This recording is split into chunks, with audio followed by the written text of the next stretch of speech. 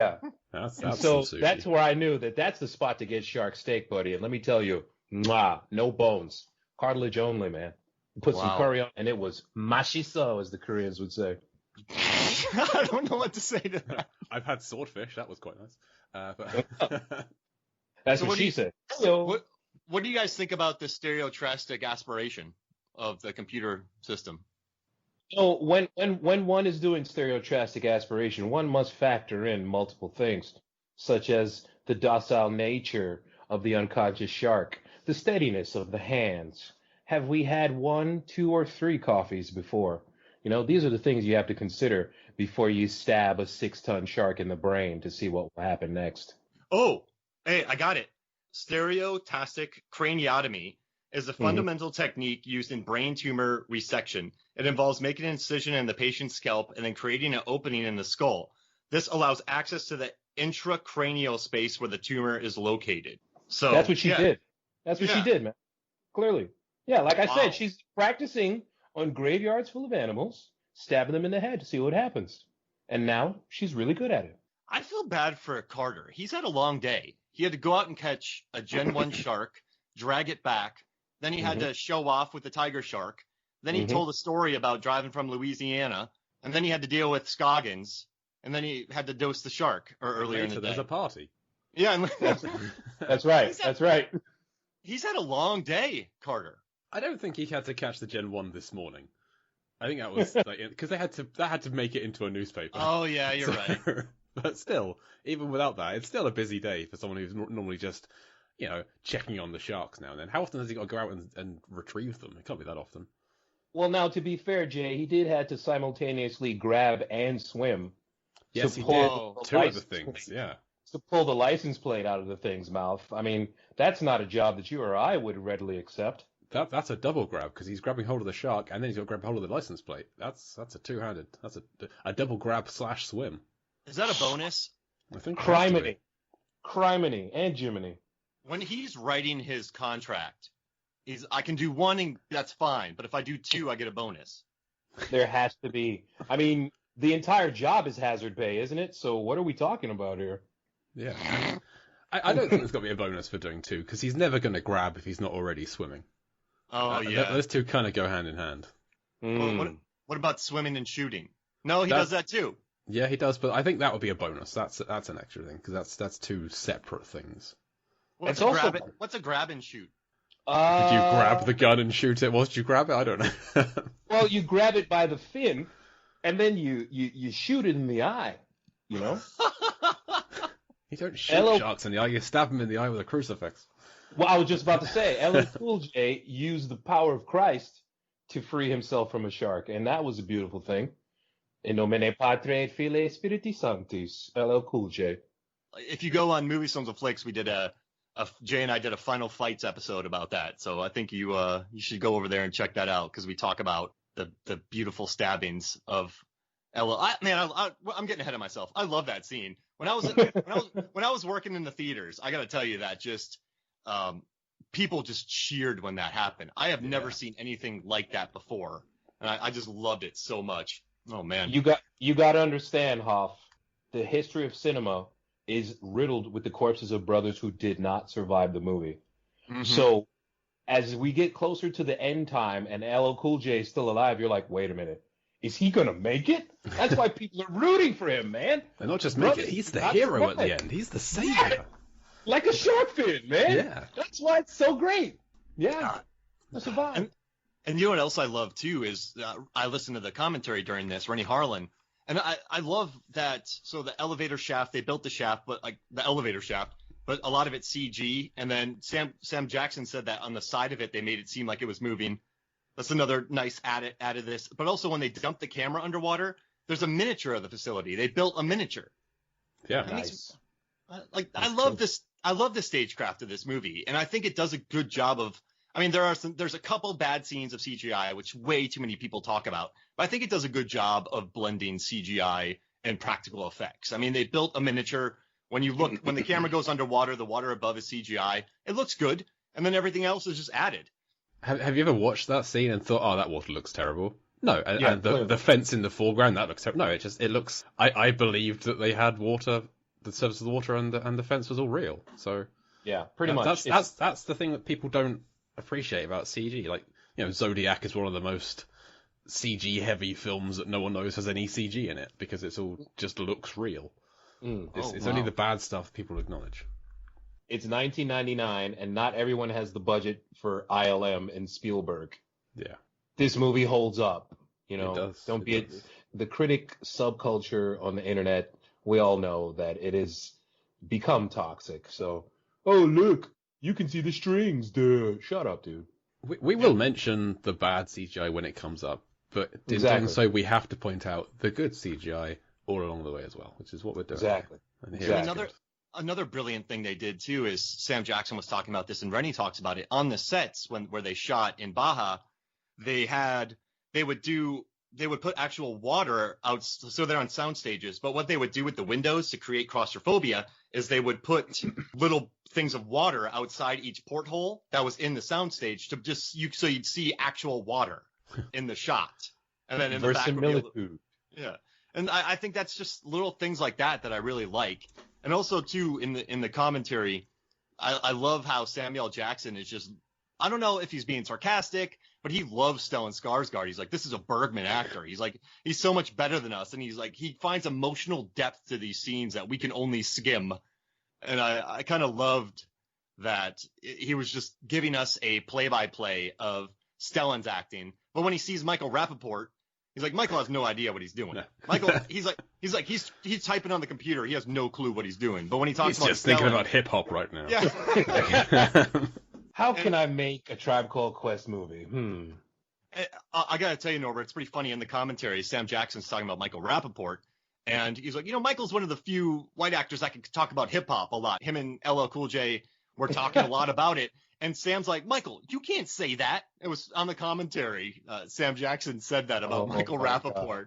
Oh, my God. Yeah. Listen, Michael Rappaport is the guy from New York City that you hung out with that was a little bit too down with the brothers, if you will. He's had his moments in the community where he has been simultaneously invited and disinvited to the barbecue. I'm not sure exactly where he is right now, but there are pictures of him on the internet where, frankly, it looks like he's got a big herpy on his lip. So I don't know.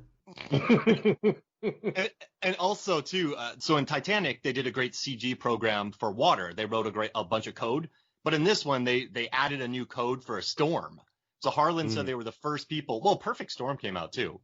That might be a bold claim. But Rennie Harlan said they were the first people to use code for storms on the ocean. That was a hell of a storm, man. It was one of the greatest scenes in the movie, which you'll probably get into in your later episodes talking about this movie.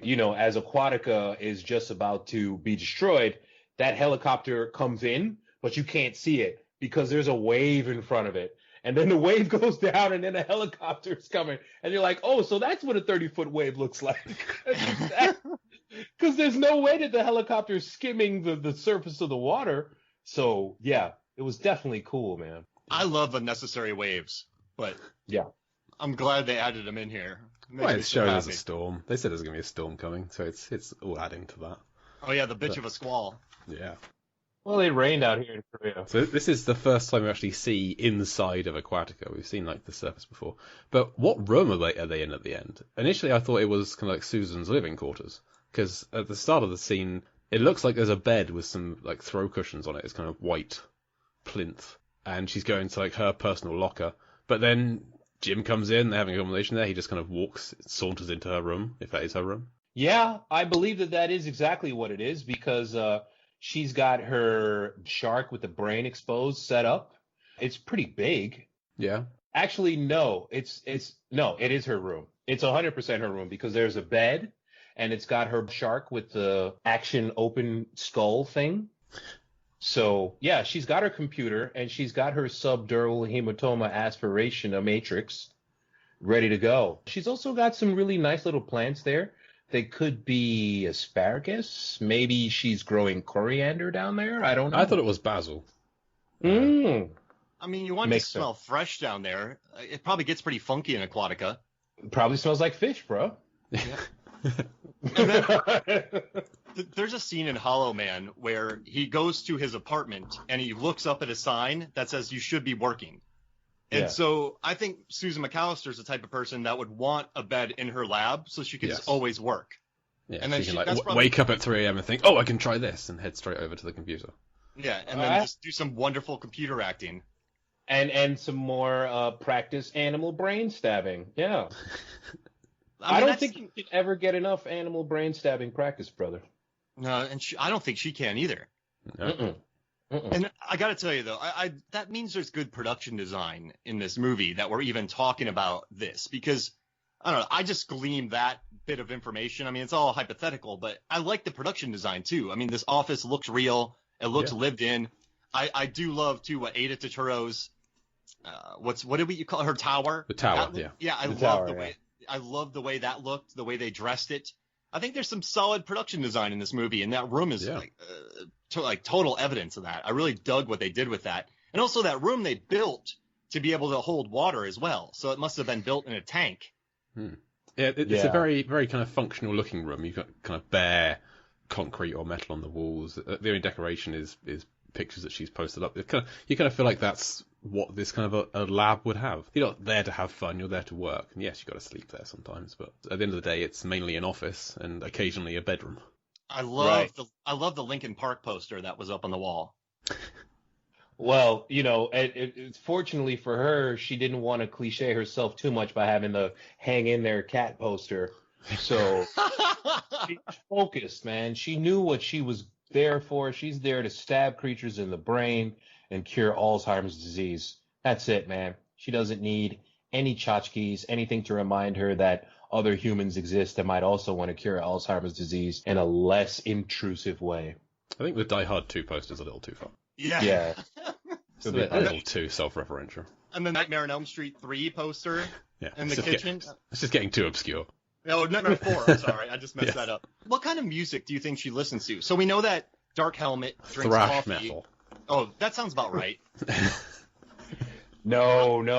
You can't listen to that type of stuff if you're delicately stabbing creatures in the brain. Oh, please. That's delicately stabbing creatures in the brain music. That's what gets her in the mood for stabbing things in the brain. Now, you see, that's the thing. But while she's stabbing these creatures in the brain, she's probably listening to Brahms, or maybe she could be listening to the Backstreet Boys. The shape of your heart, stab you in the brain. She's very calm.